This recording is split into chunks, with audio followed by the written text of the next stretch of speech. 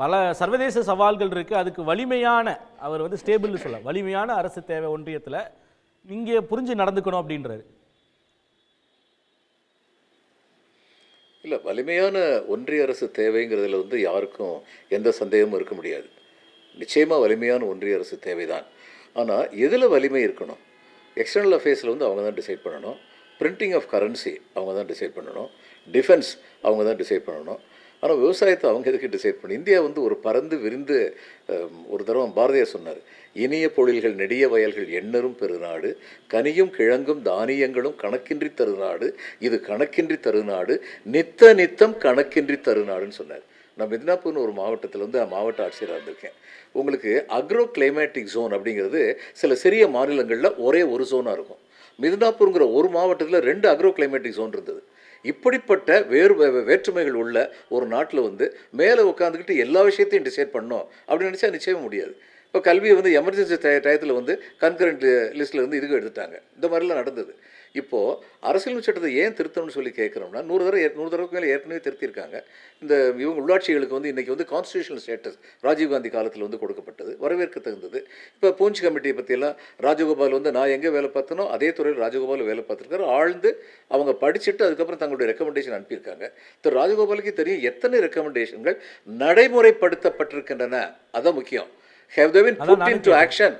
ஆனால் இன்றைக்கி உள்ள நிலைமை என்னென்னா, ஒரு காலத்தில் சுதந்திரம் அடைஞ்ச போது இந்தியாவில் வந்து இந்தியன்கிற தன்மை வந்து அங்கே இல்லை. இந்தியா ஏன்னா இந்தியாங்கிற ஒரு நாடு a political entity as India 1947 தான் பிறந்தது. அதுக்கு முன்னாடி 3 இந்தியா இருந்தது. பிரிட்டிஷ் இந்தியா ஒன்று, நேட்டிவ் ரூலர்ஸ் இந்தியா ஒன்று, ட்ரைபல் இந்தியா ஒன்று. இந்த 3ஐயும் ஒன்று சேர்த்து 1950 ஜனவரி 26 அன்னைக்கு போட்ட அரசியலமைப்பு சட்டத்தின் பிறகுதான் இந்தியா ஒரு நாடாக ஆனது. இது வந்து மறுக்க முடியாத ஒரு உண்மை. அப்போ இந்த ஒரு நாடு ஆகும்போது அம்பேத்கர் மாதிரி பெரிய அறிவாளிகள் என்ன நினச்சாங்கன்னா, நாடு சிதறுண்டு போயிடக்கூடாது, அதனால முதல்ல வலிமையான ஒரு ஒன்றிய அரசு வேணும் அப்படின்னு சொல்லி நினச்சாங்க.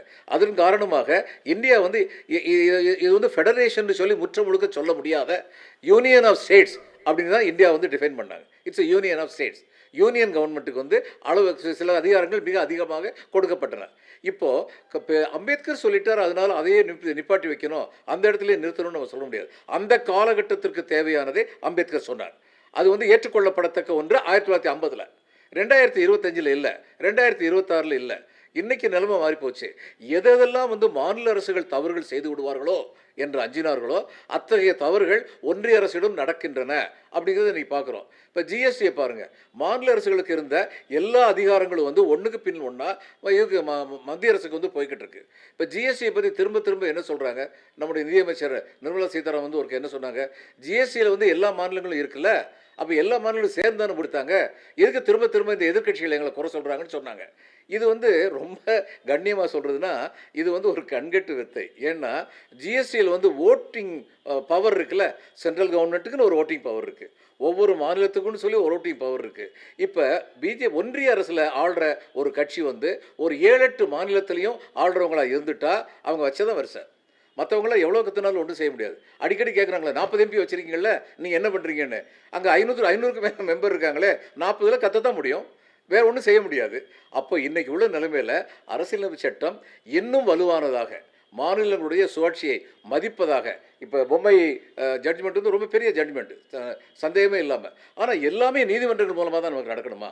எதுக்கெடுத்தாலும் இப்போ தமிழ்நாடு அரசு எதுக்கெடுத்தாலும் நீதிமன்றத்துக்கு போக வேண்டிய ஒரு சூழ்நிலை உருவாக்கி, கவர்னருக்கு எதிராக நீதிமன்றத்துக்கு போகணும், இந்த நீட்டுக்கு எதிராக நீதிமன்றத்துக்கு போகணும், எல்லாமே இப்படித்தான் போகணுமா?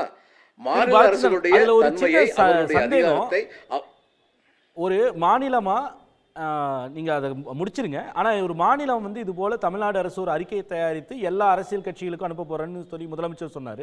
அது அனுப்புவதன் மூலமாக நீங்களே சொன்னீங்க 40 பேரால் வந்து ஒரு கத்தத்தான் முடியும் பாராளுமன்றத்தில். என்ன தாக்கத்தை ஏற்ப முடியும்? ஏன்னா வந்து ஏற்கனவே உரிமையை கொடுங்கன்னு கேட்கும்போது அதுக்கு செவி மடுக்க தயாராக இல்லாத ஒரு ஒன்றிய அரசு இருக்குது. அதுக்கு ப்ரிப்பேர்டாக இல்லாத ஒரு ஒன்றிய அரசிட்ட போய் இப்போ நீங்கள் ஒரு அறிக்கையை தயார் பண்ணி மற்ற அரசுகள்கிட்ட மம்தா பானர்ஜியோ இல்லை சித்தராமையாவோ பினராயி விஜயனோ ஏற்றுக்கொள்ள முடியும், இல்லை பகவந்த் மான் ஏற்றுப்பார்.